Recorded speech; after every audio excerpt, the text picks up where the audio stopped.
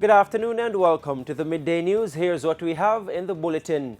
Capri recommends the implementation of new financial infrastructure to assist the unbanked segment of the population. Opposition urges the government to urgently address the country's high crime rate.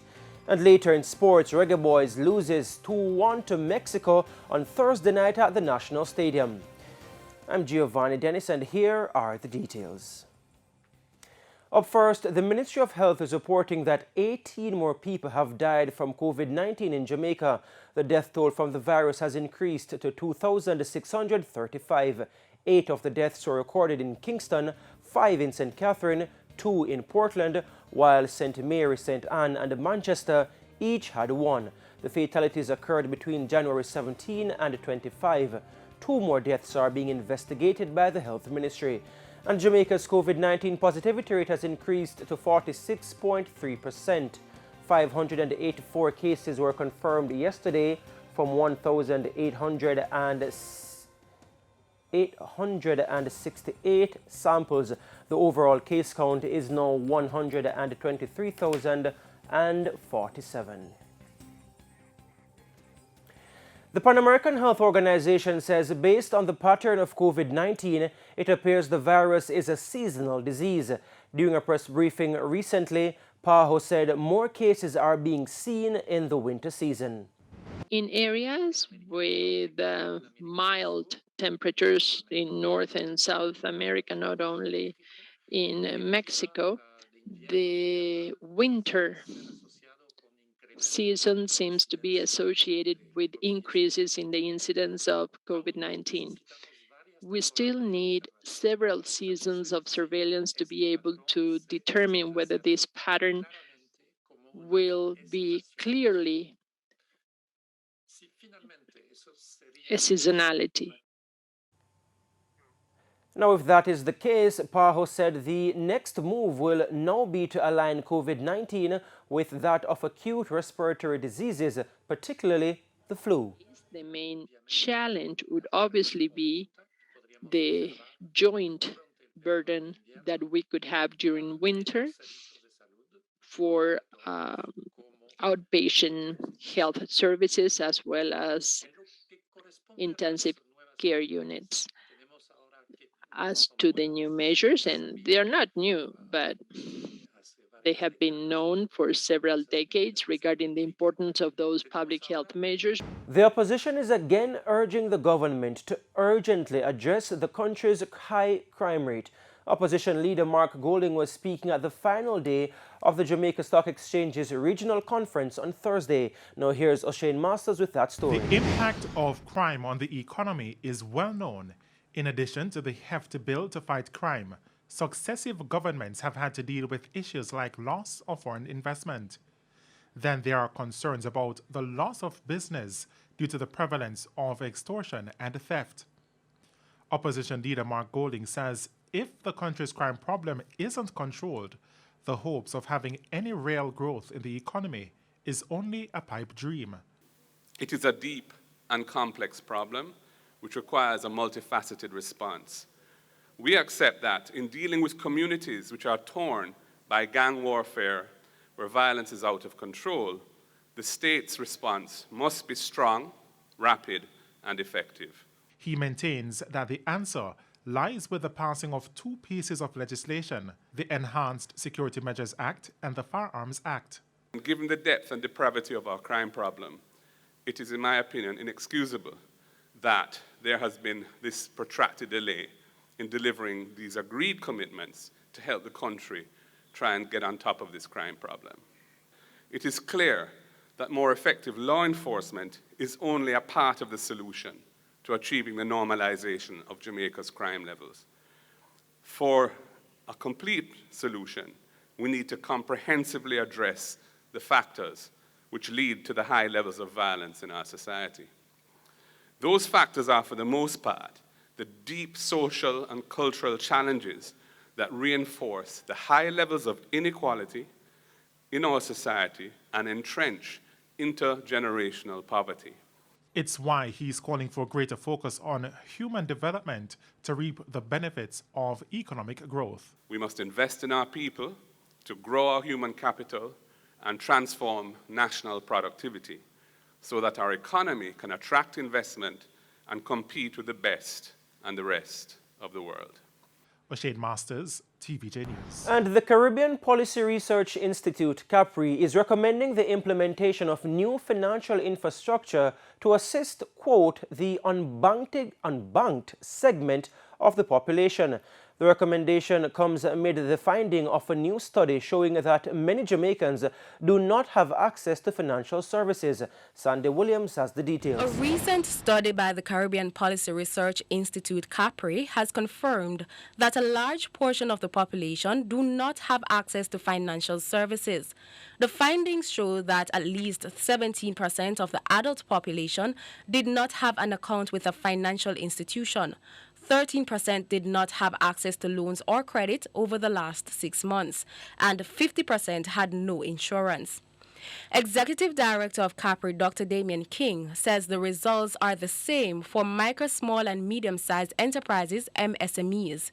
He explains that MSMEs just don't have the fixed capital that would fit the collateral established commercial banks require. According to Dr. King, there are approximately 425,000 small businesses in Jamaica. However, half of them are informal.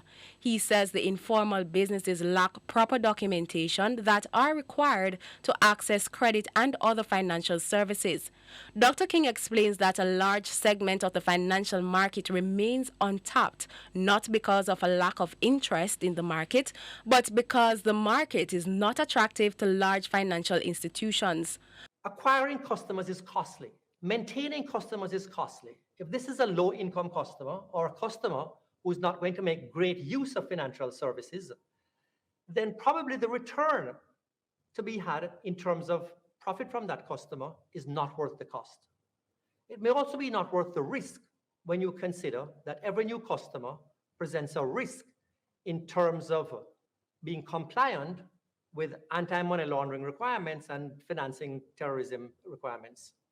But Dr. King believes this can be fixed with new institutions and architecture, including open banking. Open banking is the sharing of registration and transactional data on individuals and businesses with third parties via a secure platform. But first, Dr. King says a digital infrastructure would need to be implemented. Jamaica has already started to put that digital infrastructure in place. It requires a national digital identification system, and our national identification system is on its way to coming into reality. The legislation has been passed, and now the implementation is on the way. Secondly, it needs digital currency issued by the central bank. In the same way the central bank issues paper money, the central bank needs to issue digital currency. Jamaica has already made some headway with the regulatory process, as the Data Protection Act was passed in 2020, and in 2021, the central bank established the FinTech Regulatory Sandbox, which allows startup institutions to test their new financial products. However, the regulations need to be drafted. Because those regulations are going to govern the sharing of transactional data, sharing of data on customers and transactions that are going to be conducted under the Act. We also need to draft regulations specifically for the conduct of open banking. Open banking regulations also facilitate data being shareable. Dr. King says this will allow the financial sector to expand and reach more of the population. Sandy Williams, TVJ News. And it's now time for a break here on the Midday News, but please stay with us. We'll have much more when we return. Welcome back. We're continuing the news. The Agriculture Ministry is giving the assurance that it will not take any action that will adversely impact local suppliers of chicken. Chief Technical Director in the Ministry, Orville Palmer, says the proposal presented by Minister Pernell Charles Jr. to allow cheaper imported chicken leg quarters is not aimed at destroying suppliers in Jamaica. The proposal calls for the suspension of the common external tariff and additional stamped duties on leg quarters to ease the burden on consumers now facing increased prices. Now, this has caused concern among local suppliers who fear the cheaper imports will destroy the industry. Mr. Palmer says the fears may be premature because the ministry has already taken steps which would ensure the local industry is protected. One option that is being considered. Secondly, with regard to the small farmers, the Ministry of Agriculture has already taken steps to make $50 million available to assist small farmers in purchasing chicks and feed and medication and so on, to assist them in boosting their production, so that what will ultimately happen is that the producers themselves, the manufacturers, the processors, they will have more raw material passing through their plants, and ultimately they'll realize greater efficiencies. The Jamaica Agricultural Society has welcomed the move by Mr. Charles Jr., President of the Society, with the proposal to set aside $50 million to be made immediately available to assist with the purchase of feed, chicks and medication for the island farmers through the Rural Agricultural Development Authority, RADA. And the St. Mary police are investigating the recent shooting death of a man at a business place in the parish. Dead is 34-year-old Marlando Henry. The incident happened 2 weeks ago. However, Mr. Henry died yesterday. Now, according to reports, he went to a hardware store to conduct business. Now, TVJ News understands the owner, who has been a victim of extortion, became suspicious when two unidentified men were seen walking around. He then brandished his firearm and the men ran. Now, TVJ News has further learnt that the businessman thought the deceased man was with the men and shot him. The man's family is distraught. I only see my brother get shot for thief. I don't know my brother as them type of person, so it was like shocking, you know? Shocking to me when I hear. Trust me. And that was the last time I saw him. I go in there and I talk to him. Good. My brother did all right. Good. And he hold on for my hand and he squeeze my hand tight. He grew up in my hand as a baby, and that little youth is a loving little youth. Is a youth who always a try to work and always a try to work to take care of himself, in do a little hustling and in no wrongdoing. He's not in any wrongdoing, and my heart is bleeding when I hear what really happened to Ryan. And it's now time for the Business Minute. Despite receiving backlash from customers and Jamaica's leaders, including the Prime Minister and the Minister of Finance, the National Commercial Bank (NCB) has maintained its position to reinstate and, in some cases, increase its charges. Despite the condemnation, NCB insists that it has absorbed the input cost to provide banking services that have increased over the past 2 years to ensure access and support to its customers. It added that economic conditions have improved since the onset of the pandemic 2 years ago. Producers of goods in the local manufacturing sector saw an increase of 0.2% for inputs in December. The increase was mainly due to increases in the group's food, beverages, tobacco, and textile, along with wearing apparel and leather products. The increase was tempered by a decline of 2.2% in refined petroleum products. A point-to-point index increase in the cost of inputs for the manufacturing industry up to the end of December was 19.6%. Coming up in the Business Review this Sunday, a new record label. A team of young music producers are creating more opportunities for all voices to be heard. And that's it for the Business Minute this week. I'm Cody Ann Barrett.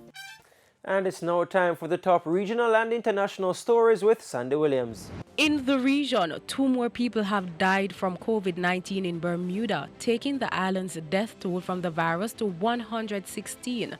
But health officials said the number of active cases continues to fall. Minister of Health Kim Wilson, announcing the latest fatalities, told a media briefing Thursday night that a further 290 cases of the virus were detected on Sunday, Monday, and Tuesday. But 603 people have recovered since Monday's previous update, reducing the number of active cases to 1,404, with 7 patients in hospital and 2 in intensive care. Ms. Wilson said the latest wave, sparked by the Omicron variant, was not over. On the international scene, a convoy of Canadian truck drivers are protesting against the Canadian federal government's vaccine mandate for cross-border truckers. The group of truckers began a cross-country trip in British Columbia over the weekend en route to Parliament Hill in Ottawa.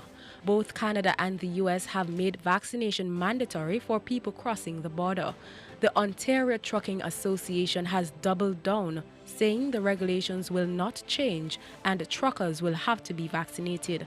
The convoy is due to arrive in Ottawa over the weekend. Officials in Ottawa are beefing up security and preparing for counter demonstrations. And those were the top regional and international stories. I'm Sandy Williams. And we now head to a quick break. When we come back, Simon Preston will have the midday sports. Welcome back. It's now time for Midday Sports. I'm Simon Preston. Interim head coach of the Reggae Boys, Paul Hall, says despite Thursday's 2-1 loss to Mexico at the National Stadium, he's pleased with the effort given by the players. After a Damien Lowe red card on the stroke of halftime, Jamaica played the entire second half with 10 players. They led 1-0 through a Daniel Johnson strike in the 50th minute before Henry Martin and Alex Vega scored 2 goals late on to clinch a Mexican victory. Hall is hoping to see the same effort when the Reggae Boys face Panama on Sunday.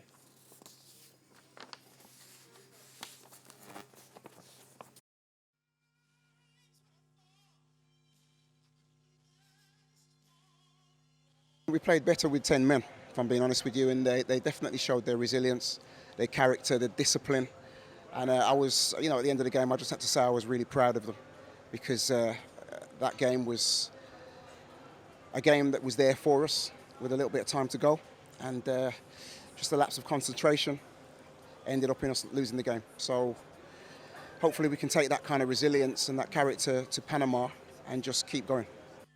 With 5 matches to go, the Reggae Boys remain 6th in the standings on 7 points. They sit 7 points adrift of 4th and 10 points adrift of 3rd. Meanwhile, Reggae Boys defender Damien Lowe has sent a strong word to the government of Jamaica that they must improve their decision-making ahead of future home World Cup qualifiers. For the 3rd home match of the qualifiers, Jamaica did not have any spectators in the stands to cheer on the team. Defender Lowe says he's disappointed that the government has only allowed spectators for 1 home game in the qualifiers.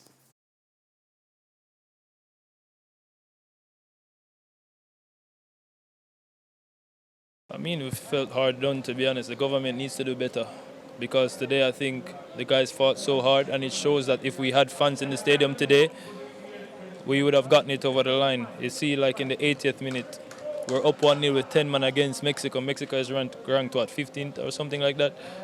It's a powerhouse. They've been to what? How many World Cups? We've been to 1, and we managed to bring them to the line.